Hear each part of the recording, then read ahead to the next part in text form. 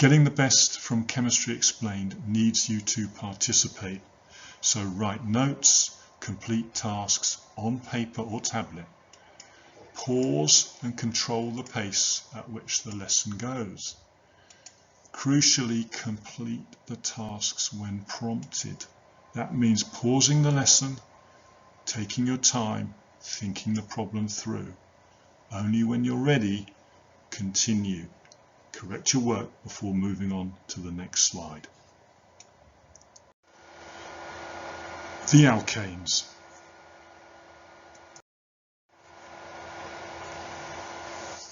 So we know that the alkanes are saturated hydrocarbon molecules, which means they contain carbon-carbon single bonds only. That bonding is covalent. However, we need to think about the type of covalent bond in terms of molecular orbital theory. So we'll find that the single bonds within alkanes are sigma bonds. What do we mean by a sigma bond?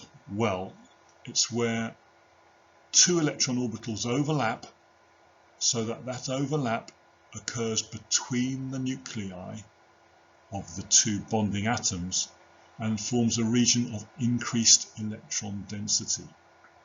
So let's look at an example. A p and an orbital and an s orbital overlap. So this would constitute a carbon-hydrogen bond. And we can see that the p orbital from the carbon and the s orbital from the hydrogen forms an area of overlap. So the nuclei of the carbon atom is attracted strongly to that increased electron density, as is the nuclei of the hydrogen. So the carbon nucleus and the hydrogen nucleus is attracted towards each other effectively. If we look at a carbon-carbon single bond, then once again we have p orbitals overlapping, forming a region of increased electron density, and the nucleus of the left-hand carbon, as I've drawn it, is attracted more strongly to it than in other directions, and similarly for the right-hand carbon. So effectively the two nuclei are attracted together, forming a covalent bond. So we need to realize that the single bonds within alkanes are sigma bonds. So we also need to consider the geometry within alkanes, that is the shape formed around central carbon atoms. So if we take methane as our example, I'm sure you will recall that the shape around a methane molecule, around a central carbon, is of course tetrahedral. And that's because we've got 4 pairs of electrons around that central carbon atom, and they repel to get as far apart as possible. So the shape adopted is tetrahedral around this central carbon here. One last feature you probably recall is the bond angle. Pause and write down the bond angle in the regular tetrahedral. Okay, so the bond angle is 109.5 degrees, 109.5. So we see a tetrahedral shape around the carbons. Now I've chosen methane, but if we go to any alkane in which there is a carbon surrounded by 4 bonds, so this is another alkyl chain, this is another alkyl chain, we see a tetrahedral arrangement around each carbon. Now that explains why we will have seen in skeletal structures, not straight lines, but sort of zigzag effect. That's to reflect the fact that the shape around each carbon is tetrahedral.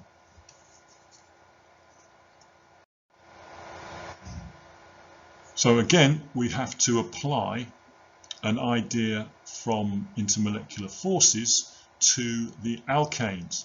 So the attractions between alkanes are, of course, London forces, induced dipole attractions, labelled London forces.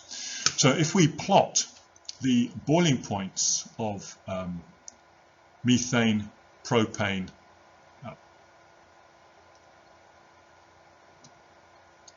pentane, heptane, nonane, we'll see there's an increase. So the trend is that there's an upward trend in boiling point as the chain length of the alkane increases. The intermolecular forces between alkane molecules are London forces. Could you write down 3 points, bullet points, to explain why it is that there's an upward trend in boiling point as the chain length increases? Pause the video and write your explanation now. Okay, so if we revisit this idea, as the molecules get longer, then there's an increase in close surface contact between molecules. As it were, the contact areas between adjacent or neighbouring molecules is greater. That must mean that there's an increase in the strength of London forces between the molecules, and that means more energy is required to overcome these forces. So overcome is a word that the OCR A accepts and includes in mark schemes in their exams. So more energy required to break these bonds, to overcome these forces of attraction. You are expected to be able to produce an explanation for this upward trend in boiling point with increased chain length. So the boiling point is altered by the effect of branching on the carbon chain. So for instance, if we take as an example, say pentane, so pentane C5H12. So this is the here is the boiling point for the straight chain. But what if we were to make, for instance, 2-methylbutane? What would be the boiling point of that molecule? So that's appearing in blue, and the boiling temperature is lowered, and that's true for all of these pairs of isomers. So branching lowers the boiling point. Could you offer an explanation? Pause the video and write out an explanation for the lowering of the boiling point caused by branching of the carbon chain. Okay, so I'm going to reveal the sort of sequence of argument. Branching means that the molecules cannot pack so closely together. That means there's a decrease in the strength of the induced dipole forces, London forces, which are very distance sensitive. That means less energy is required to overcome these forces. The intermolecular forces are easier to break. So that sequence of explanation reveals why the boiling point is lowered for the branched isomer compared to the straight chain isomer. We also need to consider the chemistry behind the reactivity of the alkanes. There's 2 principal factors to consider. Quite a hard question, but pause the video and think of the 2 factors that we need to consider to explain the relative unreactivity of the alkanes. Pause the video and make your best attempt now. So the two factors that you need to consider are the bond enthalpies within the alkanes. How easy is it to break the bonds that already exist within alkanes? And then the bond polarities within alkanes. How susceptible are they to an attack from a polarized molecule, a nucleophile or an electrophile, which we will come to later on. So if we look at a data table, we will see that these bond strengths here, 347 for carbon-carbon and 413 kilojoules per mole for a carbon-hydrogen bond, those are high. Those bonds are strong. They're going to be difficult to break. Now, for bond polarity, if we look at the electronegativity of carbon, 2.5 and 2.1 for hydrogen, then the difference between those two is relatively low. So the carbon-hydrogen bond has a very low polarity, is generally regarded as being effectively non-polar. So the bond enthalpies within alkanes are high, the electronegativity difference is low, and therefore the bond polarity is very low, and that explains why the alkanes are relatively unreactive. To the reactions of alkanes, the first is combustion. You will have met this in pre-A-level chemistry, and it explains why alkanes are used as fuels. Combustions are of course exothermic, releasing heat energy. So alkanes combust in excess oxygen. So we've got an alkane C4H10 there. I wonder if you could complete that equation and balance it. Pause and complete the task. Okay, so if we look in words, you must be aware that all alkanes combust in excess oxygen. So it's important that we use the idea of excess oxygen, and we will see the effect of a shortage of supply of oxygen in the following slide. But the products are carbon dioxide and water. Now the balancing, I have used a fractional balancing number, 13/2. If you wish to get rid of that, you can multiply everything through by 2.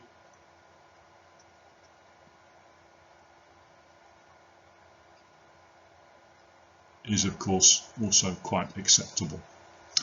And as I said earlier, the use as fuels is of course because this combustion reaction is exothermic.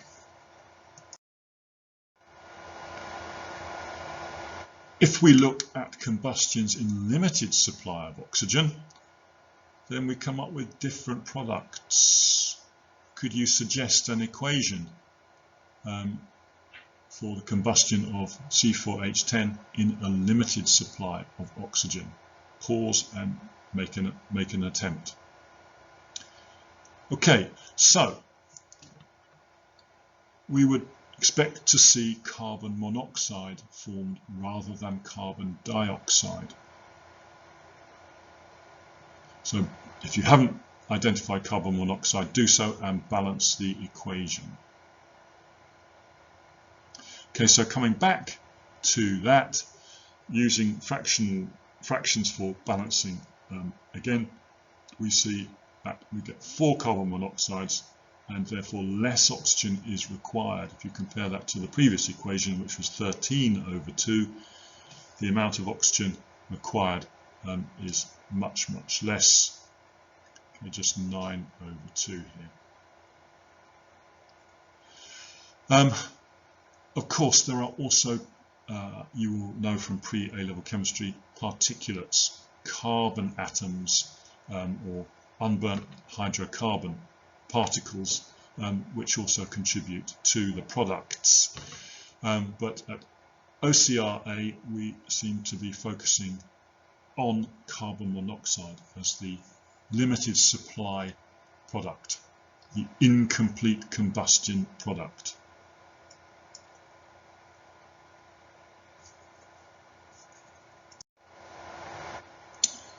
Moving on to a radical substitution reaction.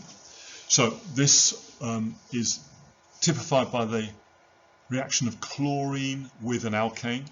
I'm going to take methane as my example because that's the easiest and simplest alkane. The reaction is initiated by homolytic fission. So fission means the breaking of a bond. So if we look at the chlorine molecule, we will see that the product of the homolytic fission is 2 chlorine particles. So what's happened is that this bond here between the chlorines obviously has been broken. So that's what's meant by fission. So the chlorine-chlorine bond is broken. Homolytic means that the electrons that are in this electron bond pair, okay, move one each to the 2 chlorine particles. So we see here that this particle here is known as a radical, and the dot is an unpaired electron. So this symbol here is required in OCR A, and it indicates an unpaired electron. Each of these radicals has an unpaired electron. The 2 electrons that were in the bond pair, have moved one to each of the atoms of the bond. Now, obviously breaking bonds requires an energy source. That energy source is ultraviolet light. So you may have seen this as an experiment where you place probably bromine and a larger alkane in test tubes by a window that has bright sunshine or sunlight, and that reacts, whereas the test tube in the cupboard, by comparison, does not react. So after the initiation step, the reaction propagates. So let's do this by example. So the chlorine radical here, the chlorine radical will collide with a methane molecule, and what happens is that the chlorine radical pulls a hydrogen to form hydrogen chloride, pulls a hydrogen away from the methane molecule to form hydrogen chloride. That hydrogen takes 1 electron with it to form the bond pair. So chlorine, as you know, has got this unpaired electron here. Well, that now is coupled with an electron from a hydrogen atom to make a bond. But that leaves behind the methyl radical. So we are reforming a radical. And of course a radical has an unpaired electron. Now that radical itself may then collide with a chlorine molecule. That chlorine molecule is split apart by the radical and forms, one of the chlorines is taken to form a bond with the carbon of the methyl radical. And we regenerate the chlorine radical here. So the chlorine radical is used up in the first step of the propagation and is then regenerated in the second step of the propagation. If we then carry on with propagation steps, we see that it is possible that the chloromethane molecule formed here might collide with a chlorine radical. Hydrogen chloride is formed, leaving a CH2Cl free radical. That free radical may then collide with a chlorine molecule and form CH2Cl2 and regenerate the chlorine radical. So we see that propagation is a series of steps, but essentially it's sets of two. The first step in the propagation uses up a chlorine radical. The second step regenerates that same radical. The molecule from the first step can then repeat the process.